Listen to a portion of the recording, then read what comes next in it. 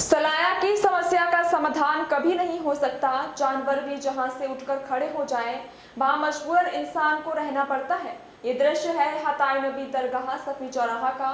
गंदगी, पानी का भराव, कचरे का पहाड़ ये आवाम के लिए आम बात हो गई है। हजारों की आबादी वाले इस नगर को किसकी नजर लग गई है और नगर निगम की नजर निकम्मी हो गई है।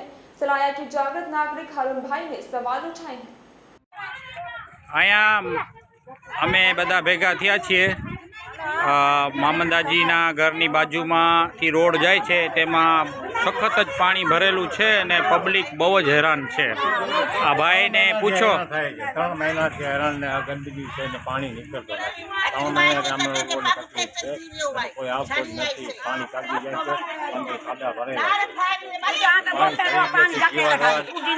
બોકરા બધે ધીમા થઈ ગયા છે। તમે કોઈને કહેવા ગયા હતા ભાઈ પંચાયતમાં કે કીધું તમે?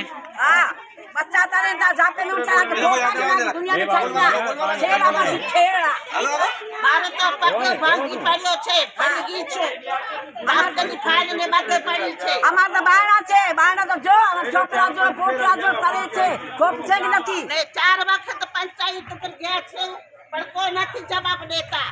ધ્યાન કોઈ નથી દેતા, કોઈ ધ્યાન જ નથી દેતા। આવે છે વેરેના પૈસા આપો વેરેના બાકી આ કમ્પ્લીટ કરવું નથી ગંદકી।